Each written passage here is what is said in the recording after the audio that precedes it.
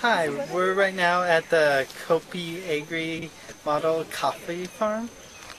This is El Grano Tico. It is the model farm for sustainable shade-grown coffee, and this is a coffee plant. These are coffee cherries right here, and the red ones are ripe. And with shade-grown coffee, in order to ensure quality coffee, only the red ones are picked. Whereas normal sun-grown coffee, the whole branch might be stripped and the beans will get processed. But with shade-grown, only the red is picked, so to ensure the high-quality beans. And around this farm, these coffee plants are interspersed with trees, which obviously will provide the shade. I think it's a minimum of 30% shade is required to be considered shade-grown coffee. And these trees will provide habitat for birds as well as fruits.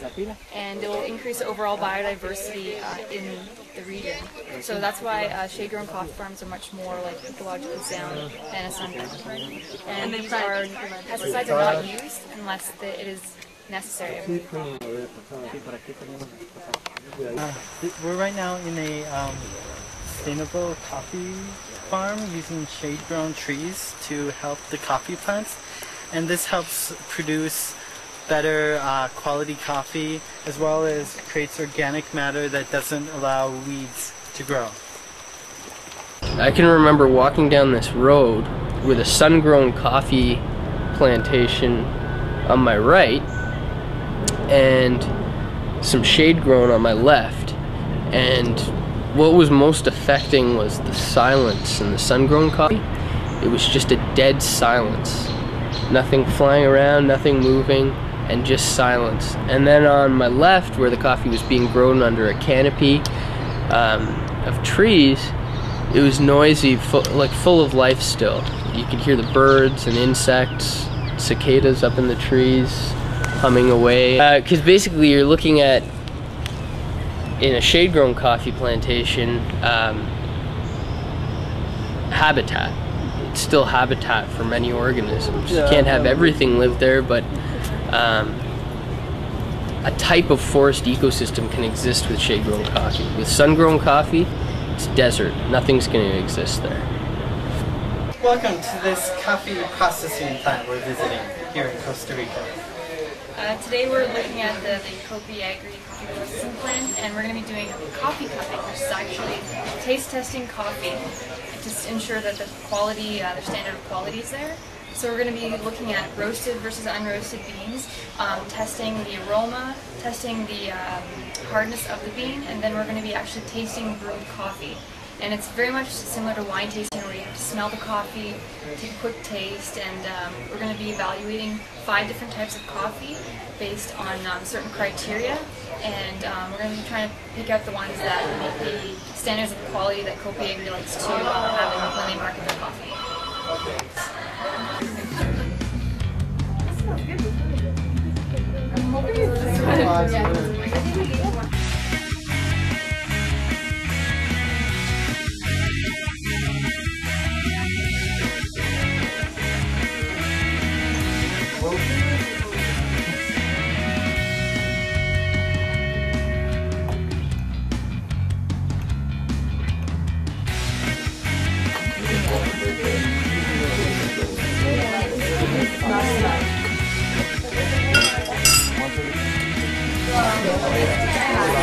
I don't like number 2 too much, so it's getting a bad mark.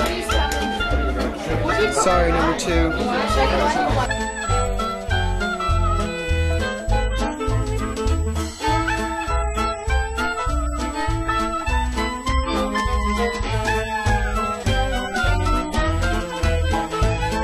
The number 1 coffee, the number 1 sample, this is a good coffee. She knows.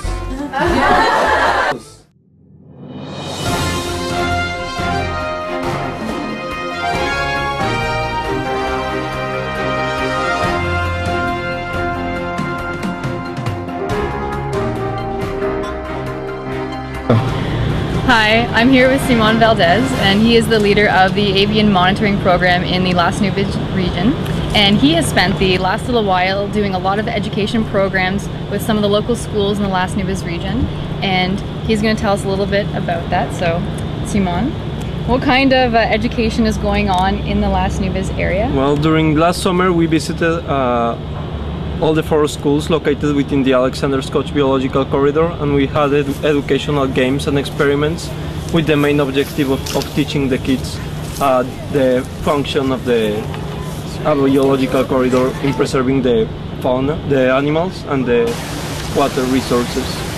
We're doing a little dance, called the banana song for the children, and then we're going to do this forest fragmentation game about migratory birds. So hopefully it works out and they enjoy it. They're a little old, but whatever. Uno, dos, tres. Bananas del mundo unidos.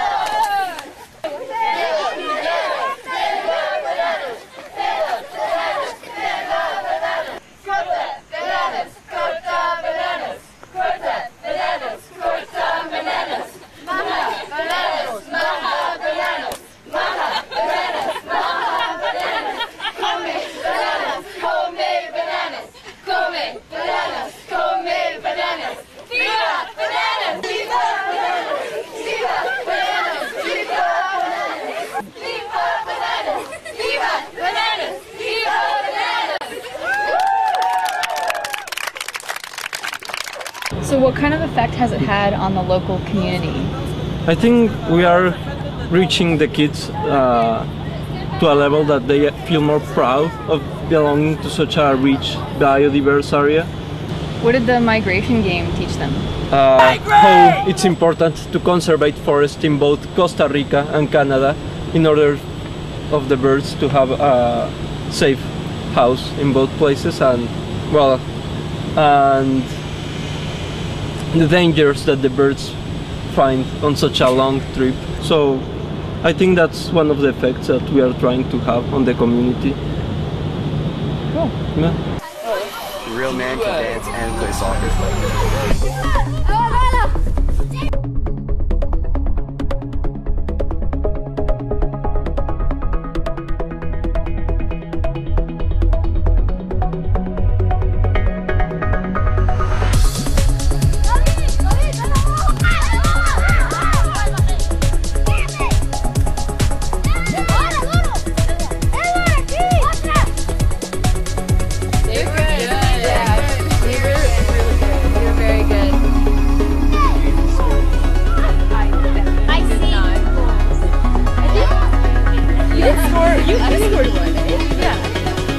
I scored a goal, 1 goal. They scored like 5. I don't know. I mean, that's a rough estimate was 5. Could have been about 7, but I prefer to think it was 5. I don't want to brag or anything, but got the only point for our team, an assist for the other team. It was quality right in front of the net. He was wide open, our goalie wasn't looking, I passed it to him, he scored on us. It's talent. Can't teach that.